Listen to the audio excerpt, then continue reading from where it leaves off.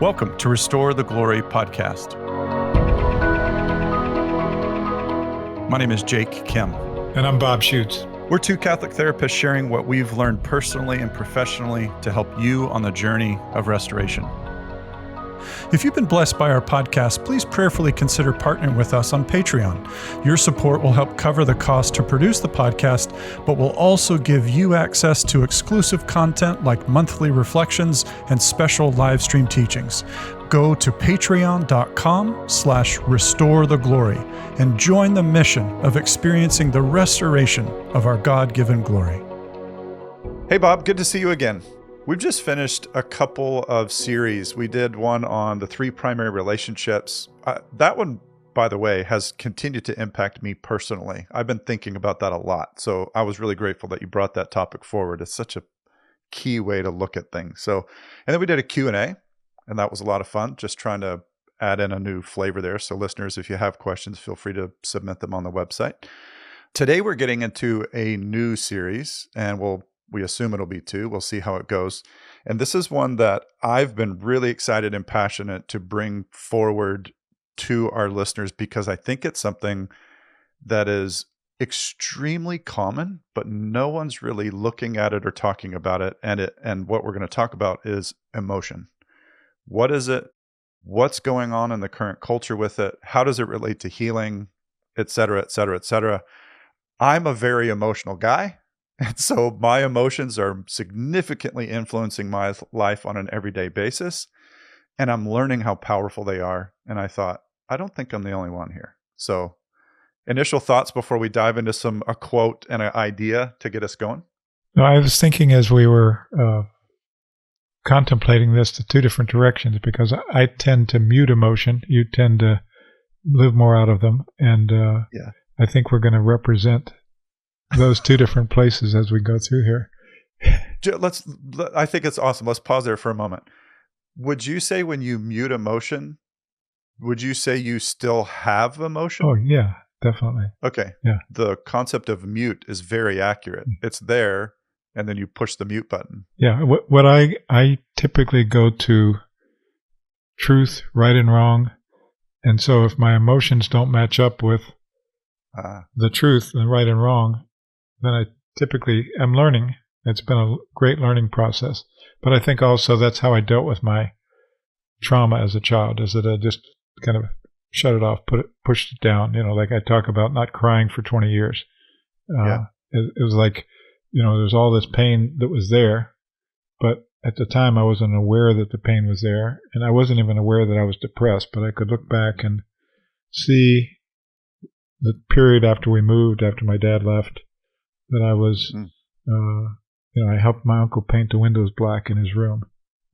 I went from scoring 25 points a game in basketball to 0 for several games. I went from getting A's and B's to C's and D's. And so I could look at all these symptoms, but I wasn't aware that I was in that kind of trauma. And it wasn't until years later when a lot of that emotion started to surface. Would you say that the muting was a vow to help the language for our listeners? I think it probably was, even though if it wasn't conscious. I think that's just that point right there is, I think, a point of study for people to get familiar with the concepts of healing. Like the fact that, how did I know that was the case? That's what I want our listeners to be able to do with ease, because when you can do that in your own life, you can go, oh my gosh, I made a vow. Yeah. But that's what muting emotion was the result of. So it's probably something like feeling is really overwhelming, intense, and bad. That would be maybe a lie. Yep. And then I will not feel anymore because it's too much. Yeah. Mute. And then it muted. It did. It worked. Yep. Is that accurate? Yep. Still a mystery to me in some ways, but yes. Okay. Fair enough. And then on my side, emotion, let me just say this. I have noticed in my current life the power of emotion for me. If you take a pendulum and it's swinging from one side or the other, when something happens, a situation or whatever, it's like the pendulum has this giant sail on it, and it just moves wherever the wind is blowing, and my reaction to it, instead of having a strong rudder that keeps me going in a particular direction. I'm blending images, so Yeah. sorry if that's confusing, but like go wherever the wind takes you. And if wind is a strong dynamic that has a lot of emotion packed in it, and then I'm feeling and reacting to all of that, I can be rudderless sometimes.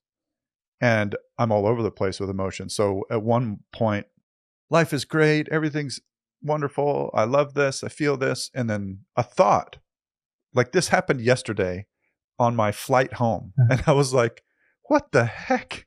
I was fine. Everything was happy. And one thought, just one idea went right through my mind. And I went boom in a completely different direction. I'm upset. I'm irritated. I'm bothered. I'm like, everybody's blah, blah, blah. Like, wow, that was a strong reaction. And it took me probably 30 minutes and a couple positive interactions with Heather before I stabilized again. Yeah. I was like, good Lord. Yeah, I think we can all identify with the impact of shifts and different thoughts. But let me use an example from me yesterday in contrast to that. And same and in contrast. Yeah. So at one point I was having a conversation with somebody who's going through really difficult, deep trauma. Okay. And I felt my heart heavy, and I felt their fear, and it was just like weighty. Yes. And then I had a conversation with my nephew that we've just found after 48 years on Ancestor.com. And so we had a phone conversation yesterday. What? Yeah. And my mood shifted dramatically, and I didn't realize it till after that conversation. It was just this joy, this overwhelming joy, and God's redemption and everything else. And so that kind of movement was pretty big from one to the other. Yes. Right?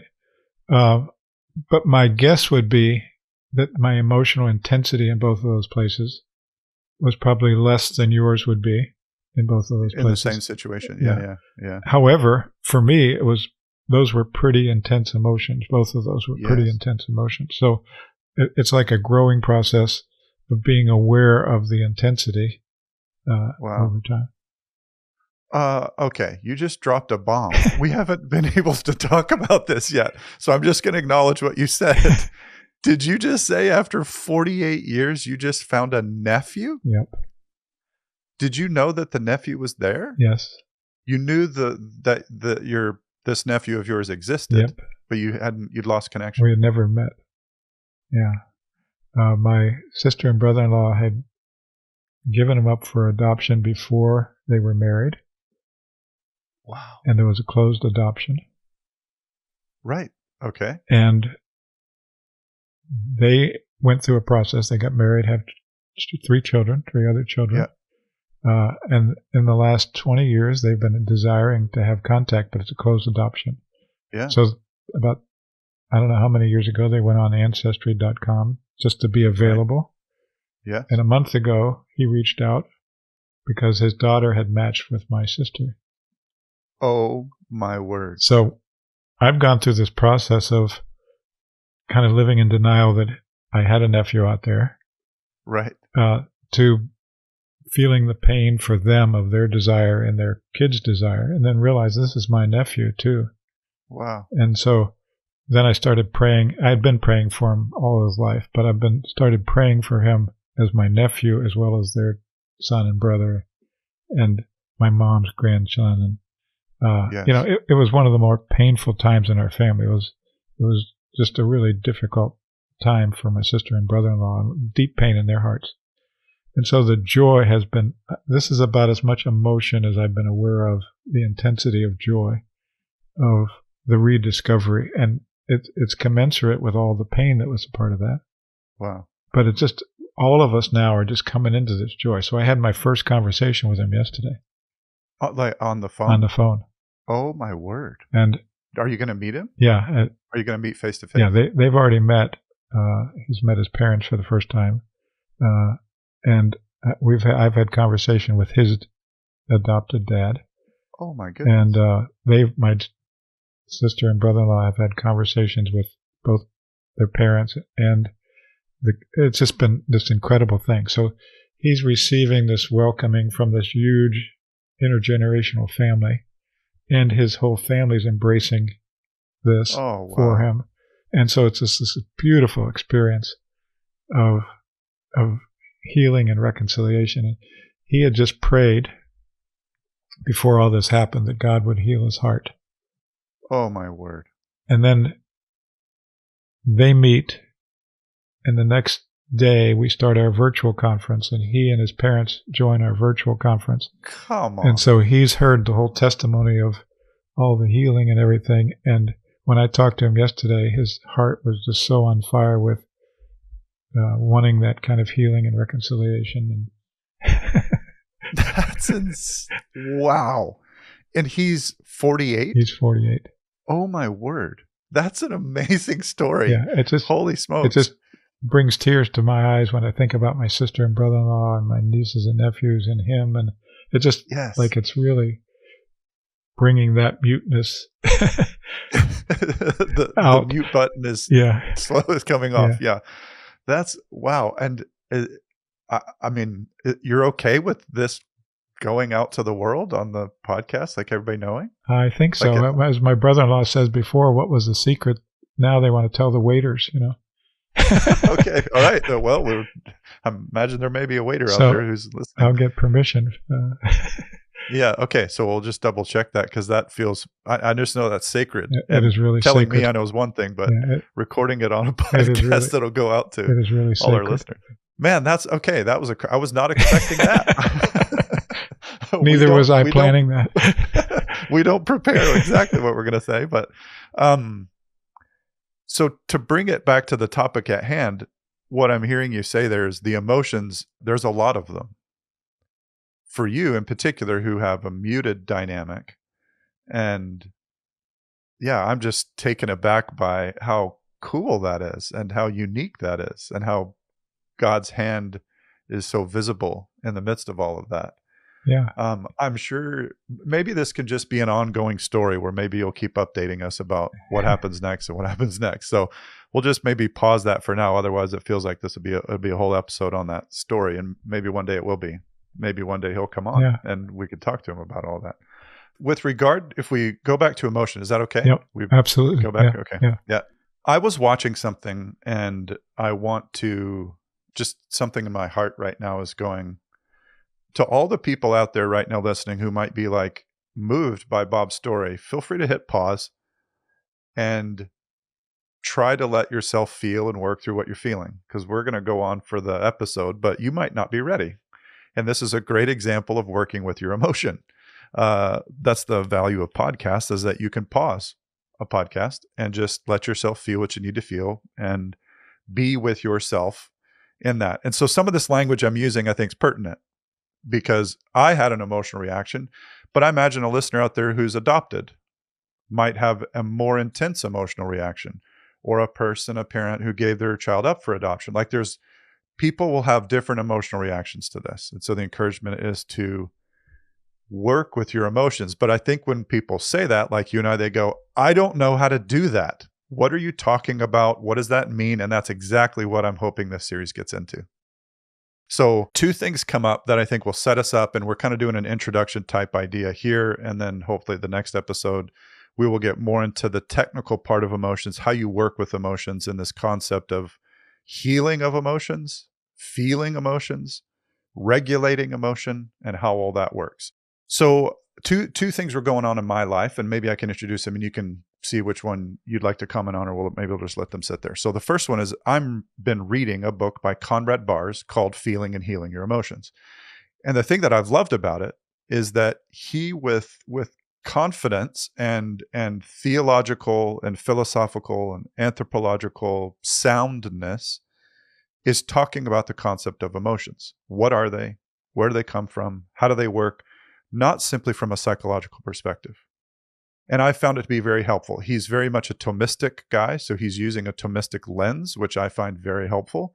And it's just rare that you find he is a psychiatrist, if I'm not mistaken, that you find a medical, psychologically influenced professional also integrating Thomistic ideas. That is not common.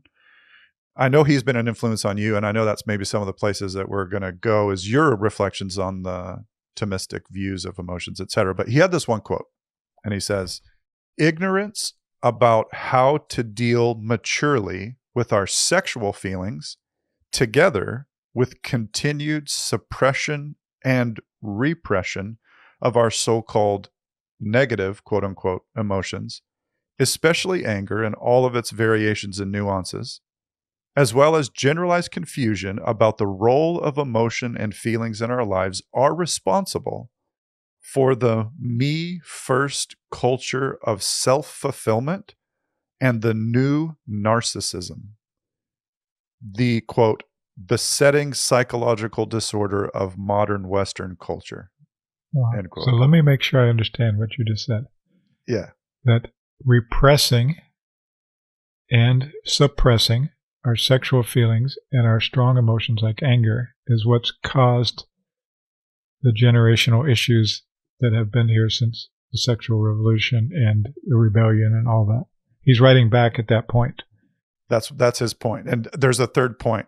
Not knowing how to deal maturely with sexual feelings, continued suppression and repression of so-called, quote-unquote, negative emotion, and generalized confusion about the role of emotions and feelings. Yeah. Wow. Those three things, he says, are causing the new me first culture of self-fulfillment and the new narcissism. Wow. Isn't that crazy? Yeah, that is.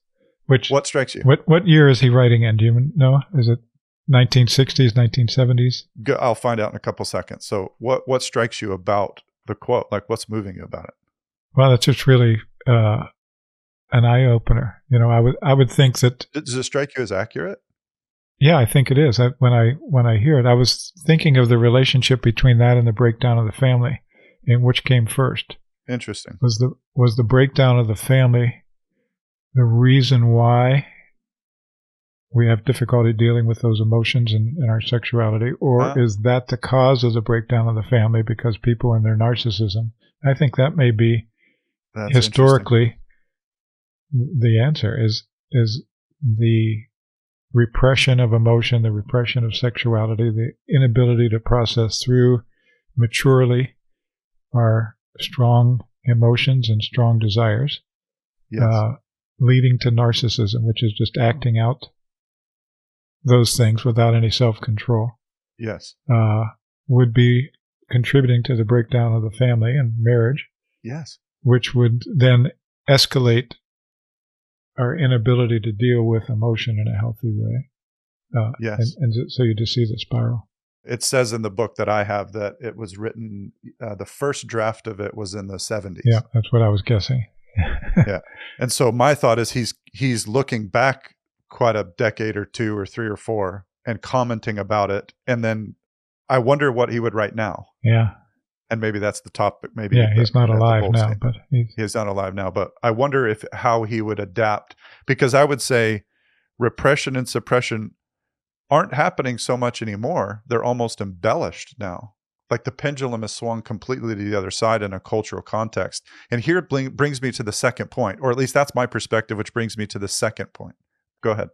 I would say we still don't know how to maturely deal with our emotions. I agree. So I think part of what he's saying is still true, even though we're not repressing.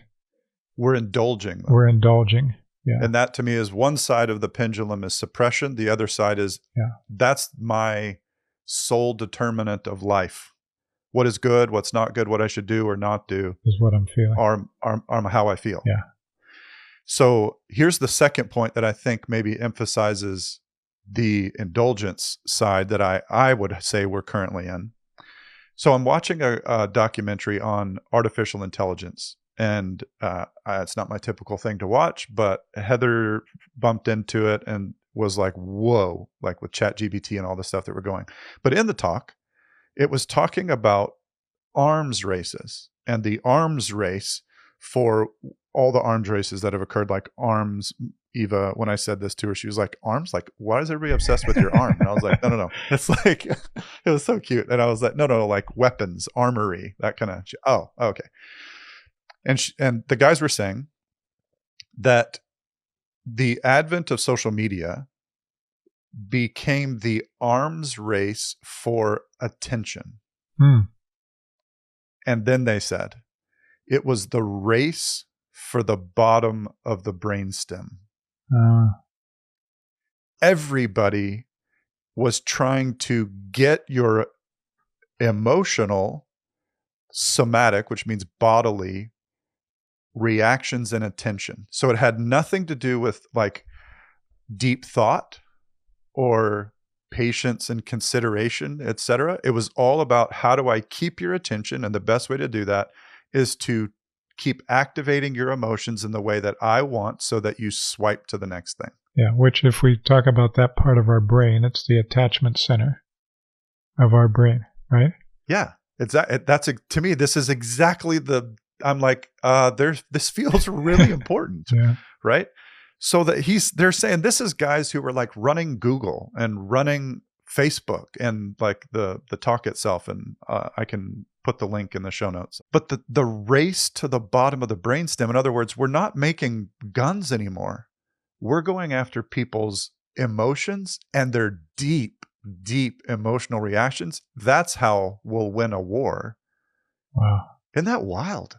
Yeah, that is. So it was a race for attention, which made me think about emotion. So if you have a whole culture fighting to get people to only live their life based on how they feel and react to their emotions, would that not affect so many other things like marriage? Yeah. Like prayer, because prayer doesn't always feel good. Yeah. Wow. You know what? As you're saying that, what I'm thinking about is my work with satanic ritual abuse victims. Oh, okay. Help me see it. And that was how they controlled their victims, is they would choose ones who had real attachment issues. Oh, man. And play on those. Wow. And manipulate those. And they brainstem. They manipulated their brainstem movements, their central nervous system, and all that. Yeah, and do it through abandonment and attachment. And so they do these rituals where they would reinforce their abandonment, and then this would be their family, the only family that's going to love them, and then they would torture them and bring them into sexual experiences, just back and forth. And so the same. It's the same concept.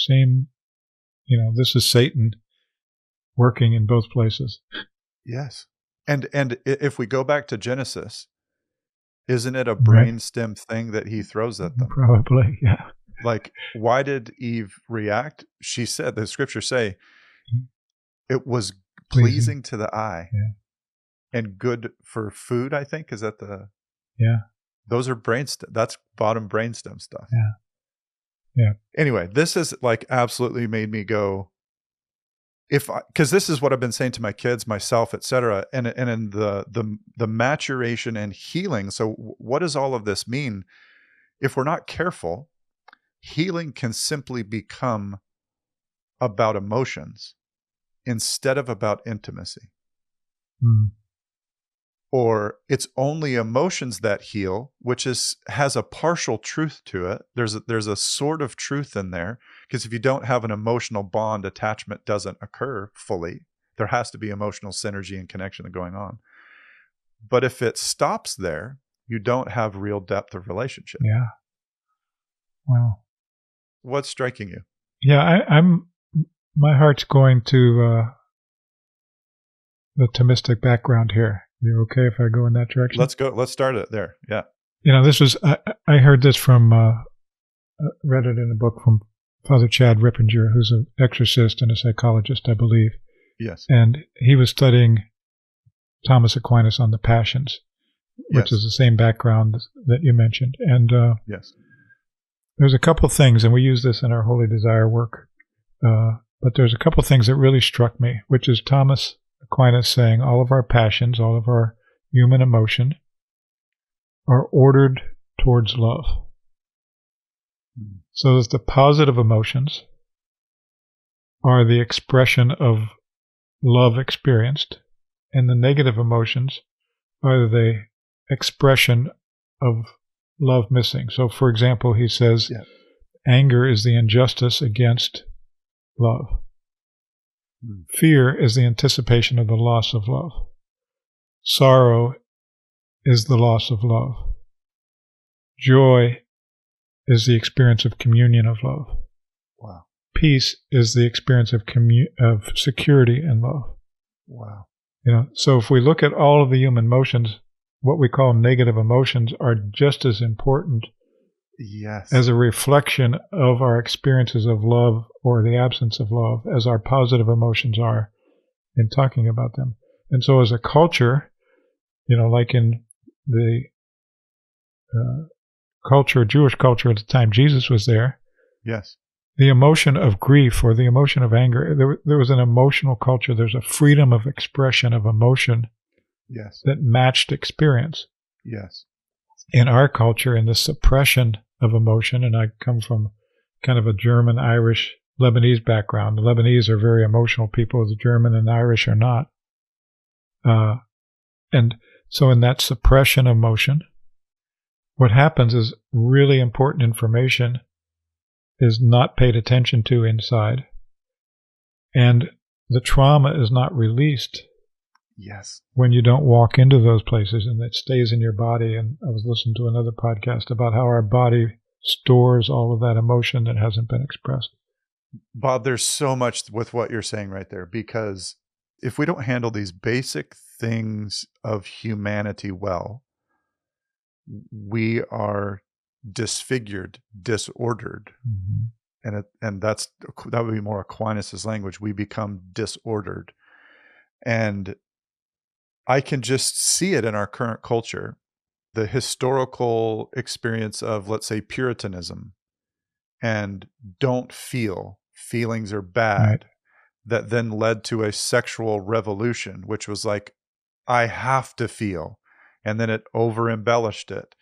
And this back and forth with, I don't know how to handle, or I don't know how to properly integrate my emotional life, which is in everybody very, very powerful, not morally, and that's a key emphasis, good or bad, but all directed and meant to be oriented toward love, which is the heart of the brainstem, the central nervous system, etc. And how we handle, I mean, there's just so many ripple effects to this dynamic. So I love the bringing and integrating of that in, because I think people might feel that, and notice I'm using the word on purpose there, because we can interchangeably use this word, but I think people might not knowingly feel that emotions are bad, and being holy means not having any, or getting rid of them, or never paying attention to them. But all that's actually doing is fueling a lack of holiness and integration. Yes. Because they're meant to be oriented toward love, which is the whole centerpiece of the whole thing. Yep. Yeah, and Thomas Aquinas, he talks about the importance of our passions for love. Otherwise, it becomes a dispassionate love. Yes. Right? We will the good of the other without the affection and the connection of love. And there's the point I was about to get to, is there's a difference between the emotion and the volition. Right. So the emotion it's actually, this is what I was learning from Conrad Bars, who's basically making Aquinas accessible to us people who can't understand Aquinas. But he basically, if you look at the word emotion, you hear the word motion in it. It's a motor. It's meant to move. So I was moved. Now, okay, that makes sense. Volition is about the will. It's a decision.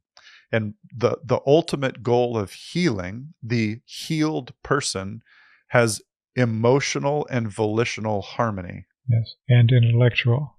So the intellectual is the third part of that. Is the third. They're all in unison. So when I started to ask myself, I was like, so there's this concept that's in the seminarian world that I think's across the world. Just the seminary says it a lot. Seminaries say it a lot because John Paul II talked about it, which is affective maturity. Yes. Which is something all of us need. Yes. And that's That's what John Paul II was getting at. He just emphasized it for seminarians. So what is that? It's when our emotions, intellect, and will are in harmony. Yeah. That's what I had written down. That's So good. you're right. That's good. That's what affective maturity is. That takes time. And as John Paul II said, there's a training in freedom that's required to get there. So here is my second kind of subpoint to what is affective maturity, which is what we're after here. When emotions are roused, that was the best word I could come up with, by the presence or absence of love. So if my emotions are roused by the absence of love, and then my intellect and will engage in the proper ways to react appropriately to that, that is affective maturity. That's good. And if my emotions with the absence or with the present, so like when you're with your nephew, that was an example of affective maturity. You should have gotten excited and had joy. If you didn't, that might be problematic. This is why Stoicism, which is this complete suppression of emotion, is not holiness. But it's really attractive to a lot of people who are pursuing holiness. Yeah. I've actually heard major church leaders say, we're very close to the Stoics in our view of man, humans. And I'm like, oh, that's right on the edge of being really problematic. Yeah. Jesus doesn't look like that in the Gospels. Right. Right. We want a measure of what's health. We look at Jesus, right? Yes. That's he was grieved with anger. He was weeping over the loss of things. He was joyful and praising God. I mean, there is an expression, a freedom of expression of heart, and yet all of it under this self-mastery, so that he's in the face with Pilate, who is getting ready to put him to death, and he's just totally there, contained in his emotion after having been beaten, flogged, rejected, spit at, all that.